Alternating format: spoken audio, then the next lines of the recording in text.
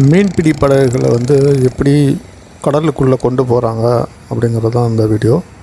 முன்னாடியெல்லாம் நிறையா மீனவர்கள் ஒன்று சேர்ந்து அதை கயிறு கட்டி இழுத்து கொண்டு போவாங்க. இப்போ இந்த டிராக்டர் மூலமாக அதை புஷ் பண்ணுற மாதிரியான ஒரு செட்டப் ரெடி பண்ணி டிராக்டர் மூலமாக புஷ் பண்ணி கடலுக்குள்ளே கொண்டு போகிறாங்க.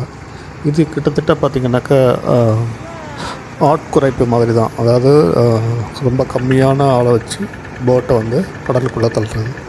ஸோ இந்த மாதிரியான சிஸ்டம் மூலமாக தள்ளும்போது ஈஸியாக கடலுக்குள்ளே கொண்டு போயிடுறாங்க. அதே மாதிரி டைமும் மிச்சமாகுது.